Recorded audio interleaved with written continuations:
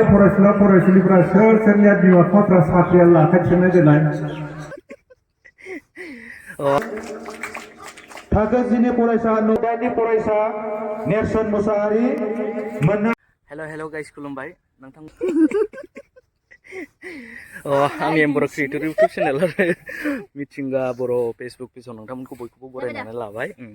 आसा खालामदों बे समाव नोंथांमोना मोजाङैनो दङ जोंबो मोजाङैनो दङ दा जों सान्दुं गोसायाव थाहो नानेखा जाजोबो नै खावलायखौनो सेस बिदिब्लाथ' दा सामफ्राम माइ होनांगौ बेबायदि आरोखि नांगौ आंखौ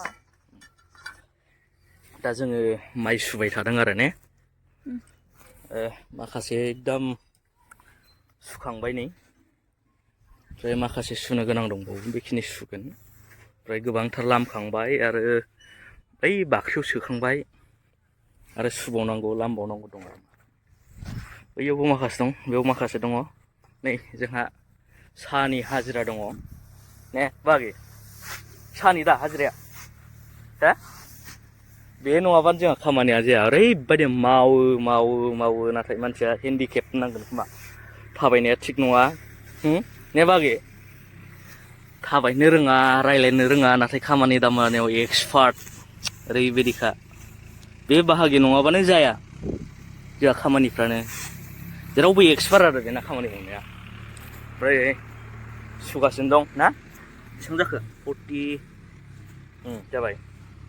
जोङो 43.75 आया मानो मबाइलाव खारबाय थानाय नुयो बे बुस्थु दिनै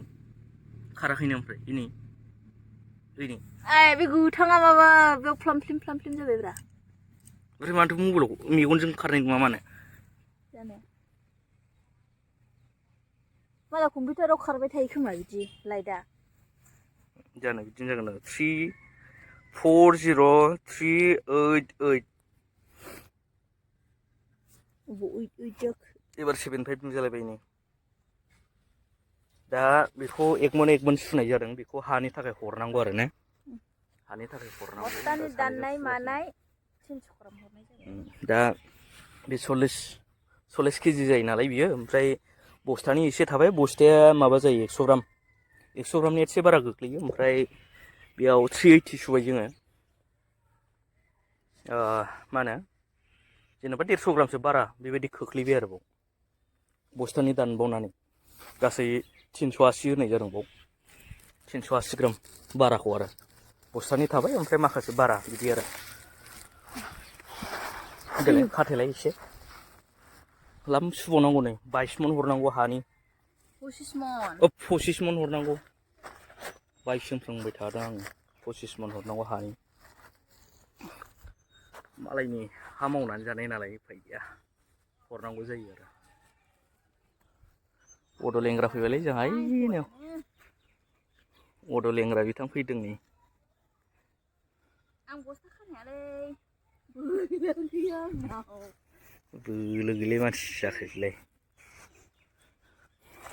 बोसोरथार नङाबा गेवलांगोन दा माइखौ शुक्रबाराव लांफैनोनो दिनै सोलाबनाय नंला आरो हरनो आयै दाउ जि मोजां बाफैदों नायलाय इनै आंनि फिसौफोरसो सखा जि मोजां बाफैदों नै रावबो जेबो खालामा नालाय बिदि बाफैयो आरो खाथियावनो 25 मन जागोन जायगाया मानो जाया बेलाय सिंसा दोनलाजोबगोन फाइनालि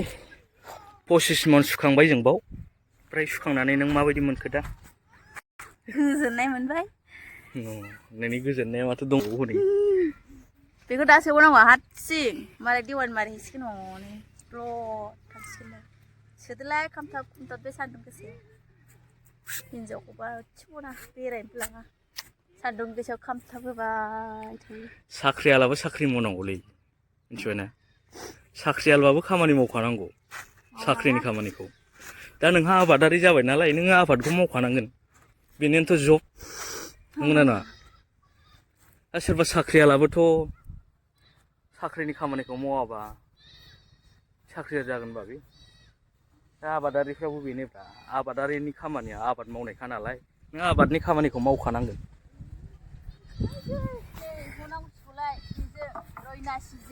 रयनासिजों मोनसे बावबो 20 बस्थासो दंना बेयाव बेसेबां फोरानदों 20 बस्था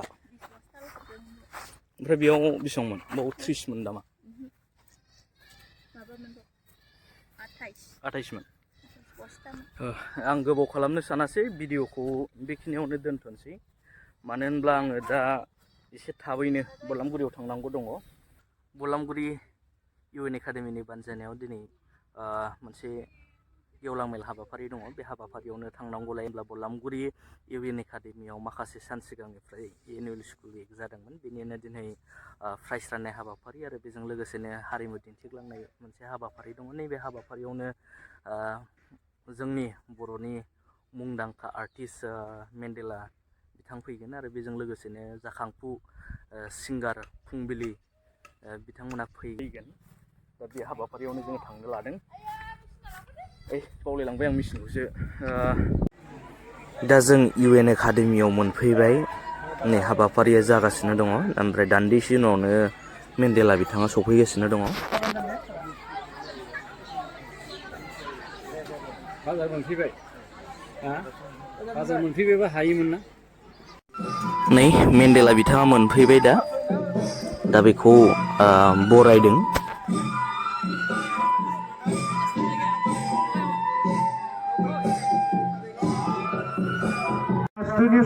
दा बे समाव जे फरायसाफोरा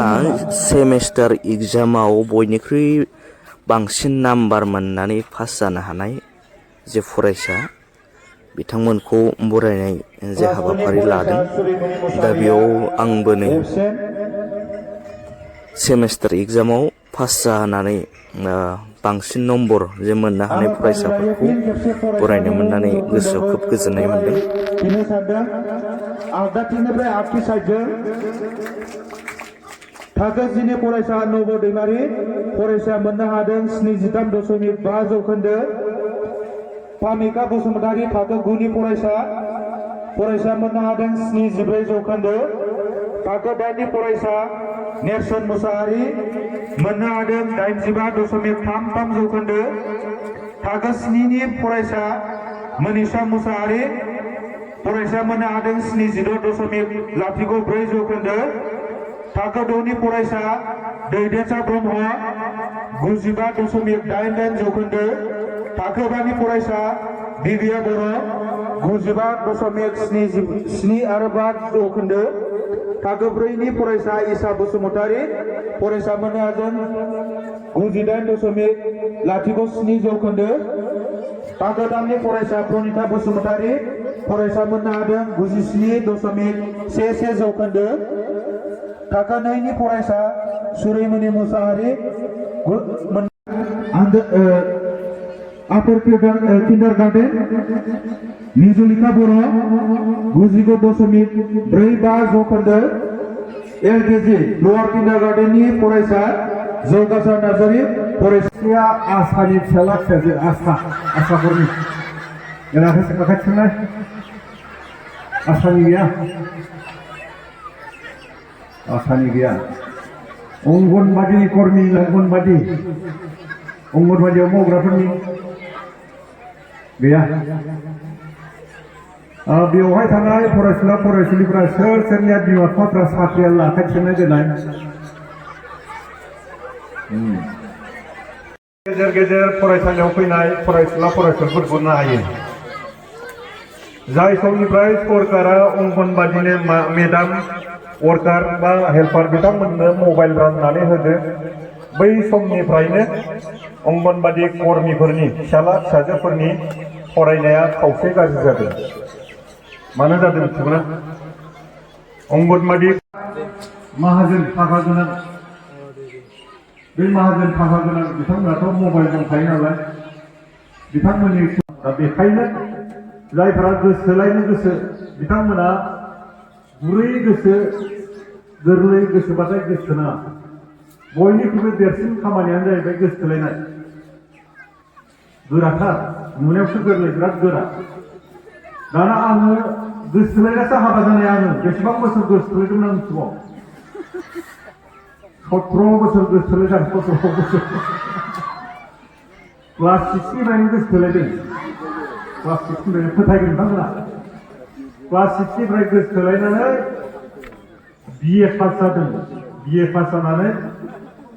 आं बेखारब्लाबो आं बेकारावनो हाबा खालामदों बेनिफ्राय हाबानि गेटआवनो लिरलायदोंमोन थिर गावनाय दिन्थिनाय 70 years lasting love marriage story होननानै होलायदों हाबायाव ओमफ्राय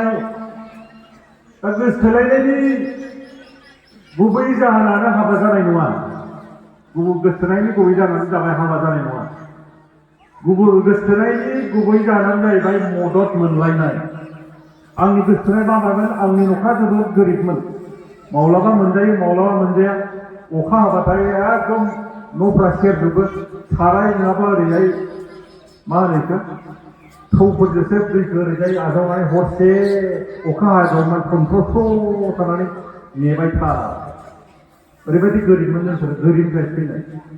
बेनिफ्राय अखा हागाबाथाय दैखौ गाहरदो बिसनाफोरखौ हगारदो उन्दुलायदो दाना बे समाव आं फरायनायावबो जोबोद मोजां बे समाव आंनो मा नांगौ फरायनायनि थाखाय थाइसे थाइनै आथिखालाव गोदो मामोन एम इ सेक्टरनि मास्टार जानो थाखाय जों मा खालामनांगोन बे एखे मोनफ्रोमबो एग्जामावनो मेट्रिकआवबो 50 जौखोन्दो थानांगोन हायार सेकेन्डारियावबो 50 जौखोन्दो B.Ed लानांगोन दाना B.Ed लानो थाखाय नों एन्ट्रेन्स लिरनांबाय